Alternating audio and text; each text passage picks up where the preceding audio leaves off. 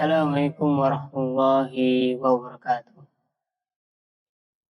Alhamdulillah, alhamdulillahilladzi arsala rasulahu bil huda walau kana kafirun.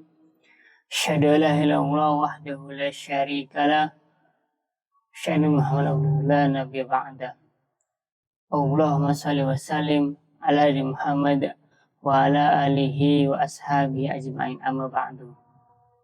Hadirin yang dirahmati Allah Subhanahu wa taala, kesempatan pada sore hari ini kita akan sedikit meningkatkan kualitas ketakwaan kita pada Allah Subhanahu wa taala dan juga memanfaatkan waktu yang spesial menjelang berbuka ini. Bulan Ramadan adalah bulan yang mulia. Salah satu ibadah yang dianjurkan selama bulan Ramadan adalah istighfar.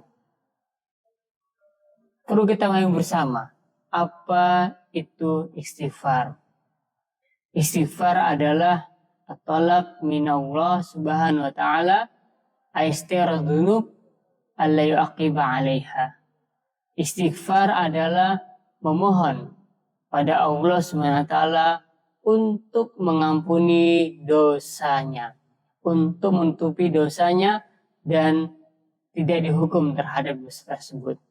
Sebagai seorang muslim, kita paham bersama bahwa setiap hari, setiap waktu kita telah melakukan dosa, maka pantaslah kita mohon ampun pada Allah Subhanahu wa taala. Bahkan Allah SWT sendiri telah memerintahkan kepada manusia untuk melakukan istighfar. Dalam surat Nuh misalnya, faqultu astaghfiru rabbakum innahu kana ghaffara. Yang artinya adalah, dan aku mengatakan, Nuh alaihissalam menyampaikan kepada Allah SWT, istighfar rabbakum, mohon ampunlah pada Tuhan kamu. Karena Allah SWT adalah Maha Pengampun. Juga Rasulullah SAW sendiri menyampaikan hadis diriwayatkan oleh Abu Hurairah yang berbunyi, wa inni la astaghfirullah wa atubu ilaih fil yaum aksar min sab'ina marrah. Dan sungguhnya diriku ini meminta ampun pada Allah dan bertaubat padanya dalam satu hari 70 kali. Coba kita pikirkan bersama. Rasulullah SAW yang dijamin kemaksumannya memohon ampun pada Allah SWT 70 kali dalam sehari, itu minimal. Dan min babil aula, kita sebagai manusia pengikutnya yang berpotensi memiliki dosa yang besar, pantas untuk beristighfar lebih banyak dari itu. Ada beberapa fadilah-fadilah dalam istighfar yang bisa menjadi penguat kita, yang bisa menjadi penyemangat kita, khususnya bulan Ramadan ini. Mengapa kita patut beristighfar? Yang pertama adalah dalam ayat lanjutan dari surat Nuh tadi berbunyi, yursilis sama alaikum midrara, dan Allah SWT akan menurunkan hujan secara deras atau menurunkan berkahan dari hujannya. Kita melihat bagaimana suatu daerah yang kering kerontang, maka perbanyaklah istighfar, mohon ampun kepada Allah SWT, maka Allah SWT akan menurunkan berkahnya oleh hujan itu. Yang kedua adalah wa yunundibkum bi amwali wa banin, yakni Allah SWT akan melipat gandakan atau Allah SWT akan memperbanyak baginya harta dan juga keturunan. Kita tahu bersama bahwa hal yang luar biasa atau spesial di dunia ini yakni harta dan anak. Ketika seorang keluarga atau sebuah keluarga atau sebuah kaum yang diuji dengan harta dan keluarganya, maka dia menjadi sulit ketika tidak memiliki harta atau keturunan. Maka perbanyak istighfar. Insya Allah SWT akan perbanyak harta dan keluarganya. Yang ketiga adalah وَيَجْعَلْ لَكُمْ جَنَّاتِ وَيَجْعَلْ لَكُمْ أَنْهَارًا. Dan Allah SWT akan jadikan baginya kebun-kebun yang mana dia dapat mendapatkan kebaikan.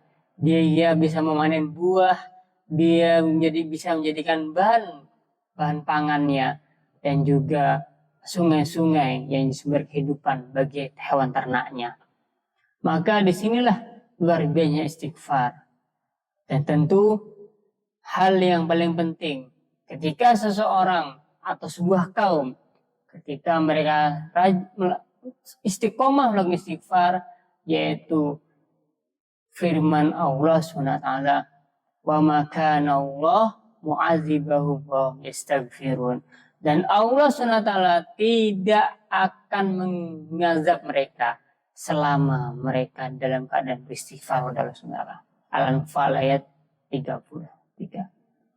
Maka jelas bahwa istighfar ini memiliki fadilah yang luar biasa. Pada kesempatan hari ini kita hanya menyebutkan beberapa hal. Yang pertama adalah turunkan hujan dengan deras sehingga kekeringan atau musibah kekeringan tidak akan terjadi. Yang kedua, Allah SWT akan melipat gandakan harta dan anak turunannya menjadi berkah akibat istighfarnya itu. Yang ketiga, ditumbuhkanlah kebun-kebun dan diairi sungai-sungai. Maka menjadi sebuah nikmat yang luar biasa ketika sebuah daerah ada kebun yang tumbuh, ada makanan yang bisa diambil, ada buah yang bisa dipetik, dan sungai mengalir sehingga hewan ternak bisa minum dari sungai tersebut.